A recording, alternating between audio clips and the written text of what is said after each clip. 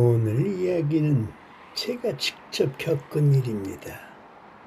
올해로 75. 이 나이가 되니 세상 참 많이도 변했다는 걸 느낍니다. 좋은 쪽으로도 안 좋은 쪽으로도 말이지요. 지난주 화요일 오후였습니다. 평소처럼 153번 버스를 타고 집으로 가는 길이었지요. 병원 검진을 마치고 돌아오는 길이라 조금 피곤했습니다. 버스 뒷자리에 앉아 창밖을 보고 있었는데 앞좌석에서 이상한 기운이 느껴지더군요. 버스가 시청 앞 정류장에 섰습니다. 젊은 아가씨 한 분이 올라타셨어요. 26쯤 되어 보이던가 회사원인 듯 단정한 차림이었습니다. 그런데 그 아가씨가 자리를 찾아 앉으려는데 한 남자가 슬그머니 그 옆자리로 다가가더니 앉는 겁니다. 처음엔 별 생각이 없었습니다. 빈자리에 앉는 게 뭐가 이상하겠습니까? 그런데 뭔가 석연치 않았어요. 그 남자의 태도가 말입니다. 그 남자는 30대 중반쯤 되어 보였습니다. 운동복 차림에 야구 모자를 눌러 쓰고 있었지요. 겉으로 보기엔 평범해 보였지만 그 눈빛이 어딘가 탐탁지 않았습니다. 버스가 출발하고 얼마 지나지 않아 그 남자가 옆 아가씨에게 말을 걸기 시작했습니다. 이쪽 가세요. 어디 가시는데요? 아가씨는 대답하지 않았습니다. 이어폰을 끼고 창밖을 보며 무시하더군요. 당연한 반응이었습니다. 모르는 사람이 갑자기 사적인 걸 물어보는데 대답할 이유가 없지요. 그런데 그 남자 포기할 줄을 모르더군요. 아, 이어폰 끼고 있네. 뭐 들으세요? 요즘 뭐가 유행이에요? 여전히 아가씨는 반응하지 않았습니다. 고개를 더 창 쪽으로 돌리고 몸을 움츠려는 게 보였어요. 불편해하는 게 눈에 훤했지요. 저는 그때 좀 더 주의 깊게 상황을 지켜보기 시작했습니다. 나이 먹으면서 배운 게 하나 있다면 작은 신호들을 놓치지 말아야 한다는 겁니다. 야, 말 걸면 대답은 해야지. 예의가 없네. 요즘 애들은 다 이래? 목소리 톤이 달라지더군요. 처음엔 친근한 척하더니 이제는 따지는 투로 변했습니다. 이런 사람들의 천형적인 패턴이지요. 상대가 반응하지 않으면 공격적으로 돌변하는. 아가씨가 조금씩 몸을 옆으로 기울이며 남자로부터 거리를 두려고 했습니다. 하지만 버스 좌석이라는 게 그리 넓지 않지요. 피할 공간이 많지 않았어요. 핸드폰만 보지 말고 사람 좀 봐요. 나 나쁜 사람 아니거든.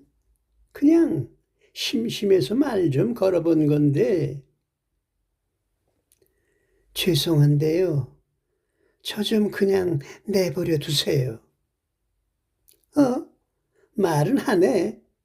목소리 좋은데 이름이 뭐예요?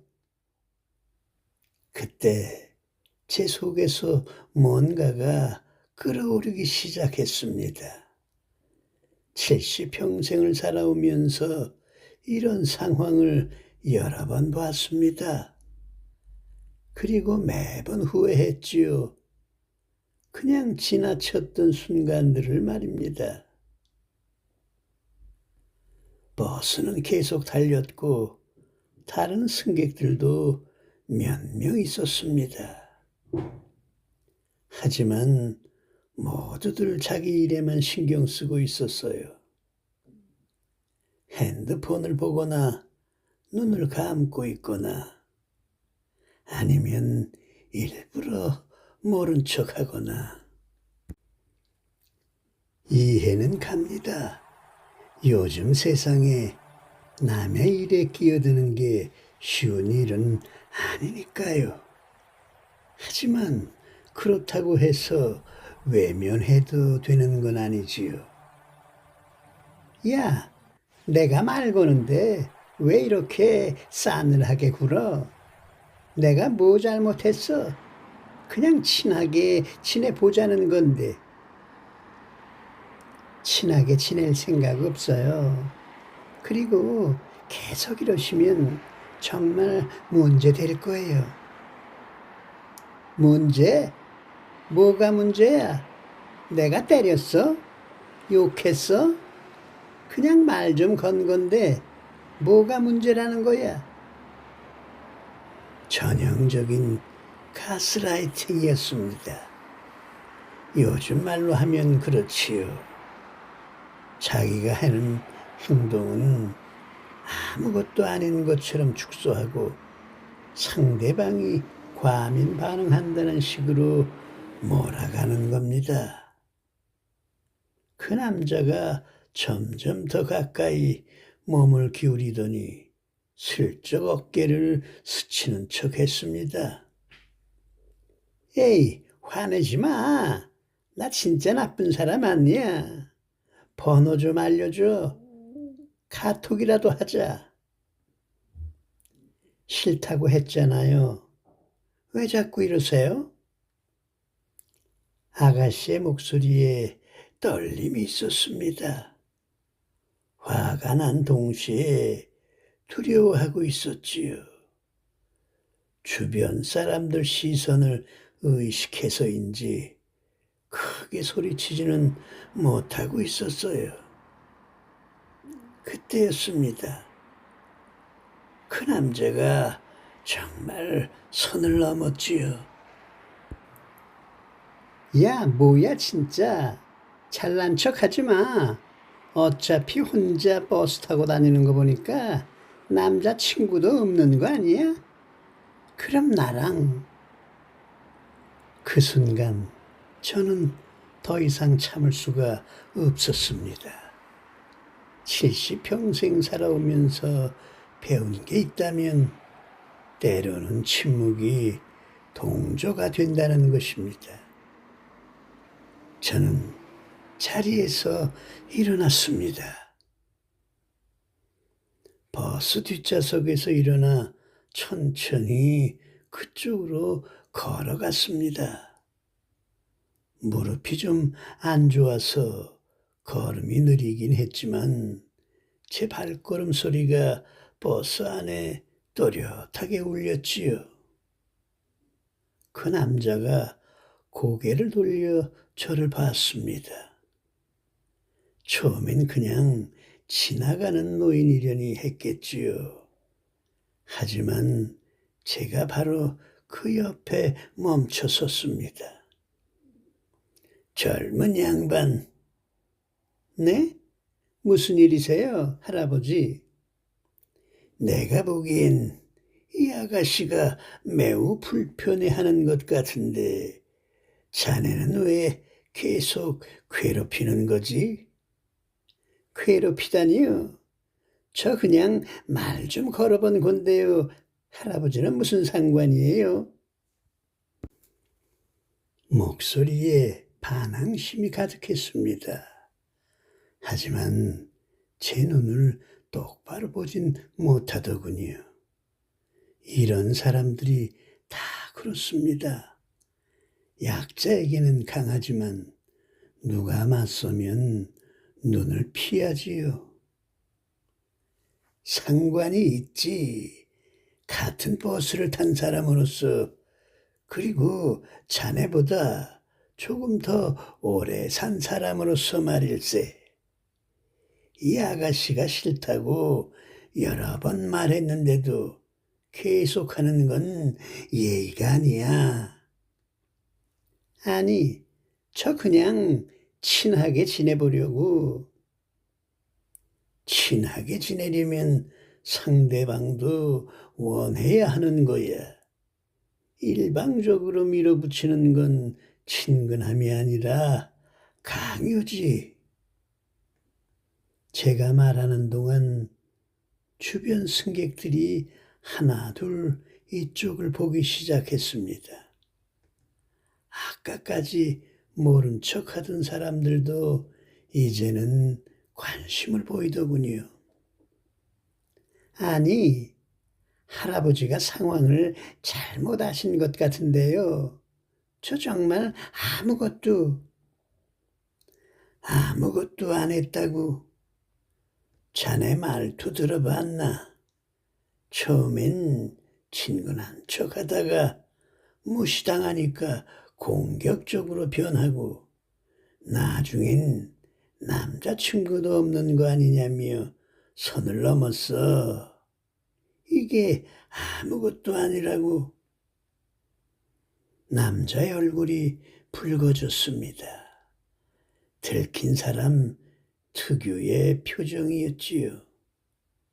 그건 제 말이 좀 그랬을 수도 있지만, 좀 그랬을 수도 있다고? 젊은 양반, 나이가 몇인가?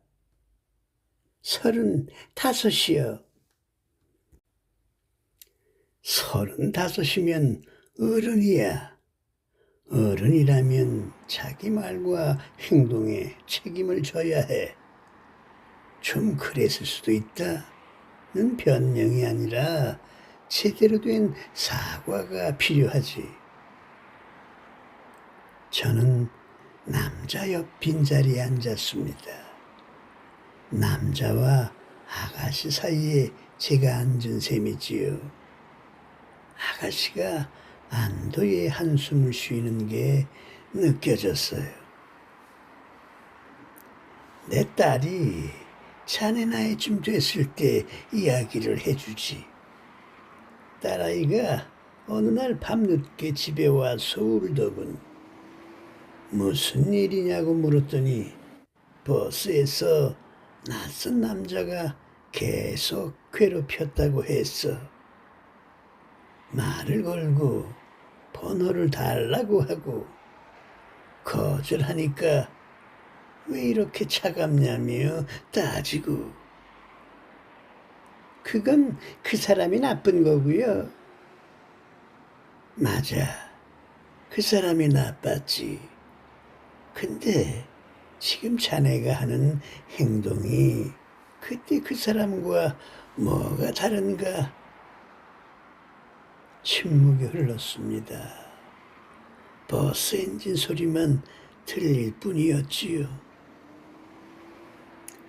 자네는 아마 자기가 나쁜 사람이라고 생각하지 않을 거야.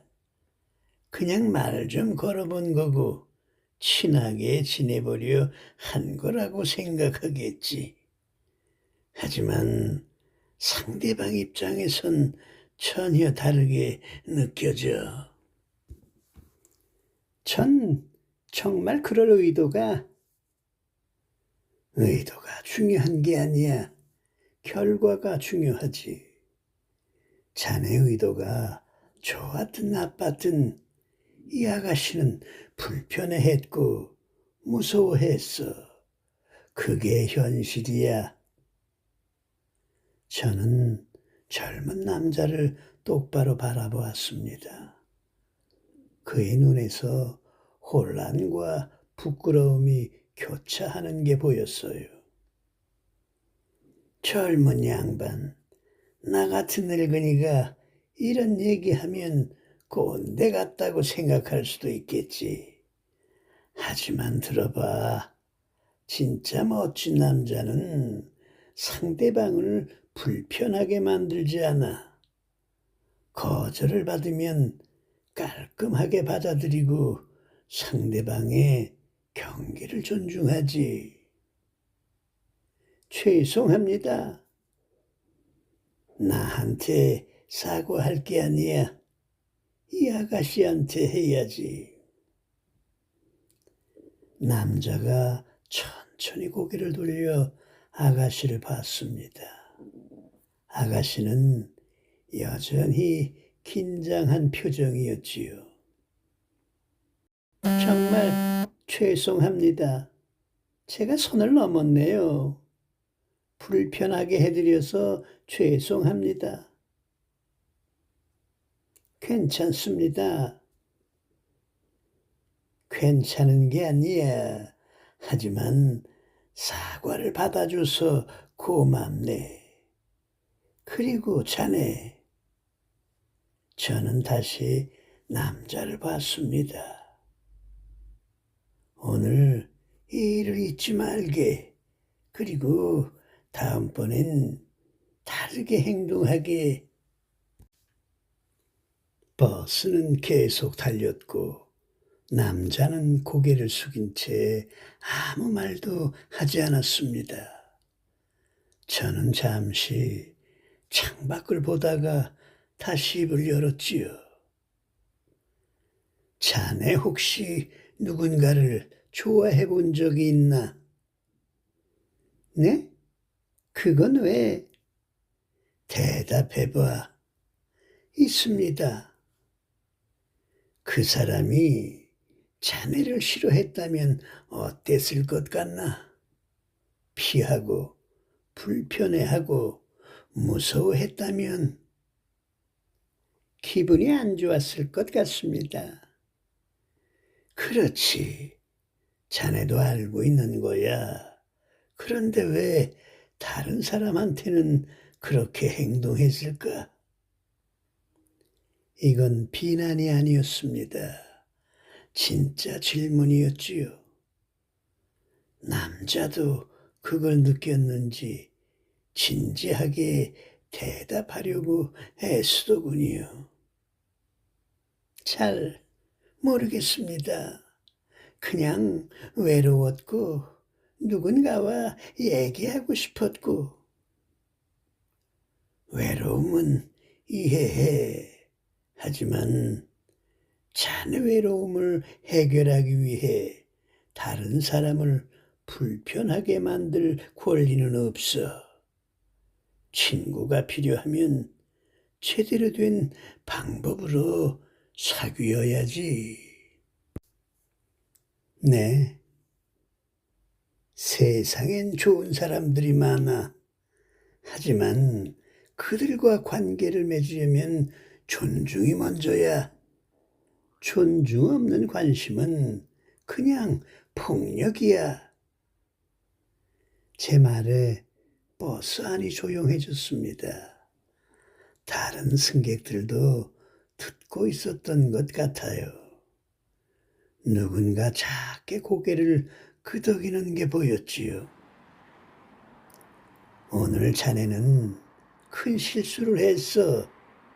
하지만 실수를 인정하고 배우면 그건 더 이상 실수가 아니라 교훈이 되지. 자네가 오늘 이걸 배웠기를 바라네.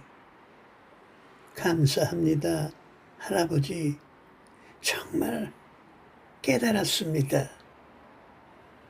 남자가 다음 정류장에서 내렸습니다.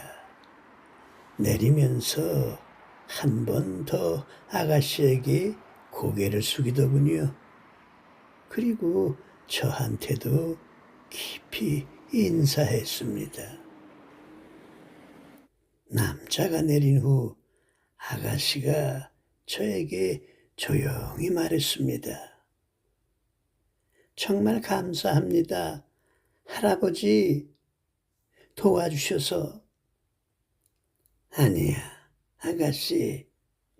당연히 해야 할 일을 했을 뿐이지. 그리고 미안하네. 우리 세대가 더 나은 세상을 만들어주지 못해서. 그런 말씀 하지 마세요. 할아버지 같은 분이 계셔서 아직 희망이 있는 것 같아요. 그 말에 제 눈시울이 뜨거워졌습니다. 버스가 제 정류장에 도착했습니다. 일어나서 내리려는데 뒤에서 여러 승객들이 작게 박수를 쳤어요. 부끄럽더군요. 그냥 당연한 일을 했을 뿐인데 말입니다. 버스에서 내려 집으로 걸어가면서 생각했습니다. 세상이 완벽하지는 않습니다. 여전히 선을 넘는 사람들이 있고 불의한 일들이 일어나지요. 하지만 우리 한 사람 한 사람이 옳은 일을 하려고 노력한다면 조금씩이라도 나아질 거라고 믿습니다. 침묵하지 마세요. 외면하지 마세요. 누군가 곤경에 처했을 때 우리가 할 수 있는 일이 있다면 해야 합니다. 그게 우리가 함께 살아가는 세상을 만드는 방법이니까요.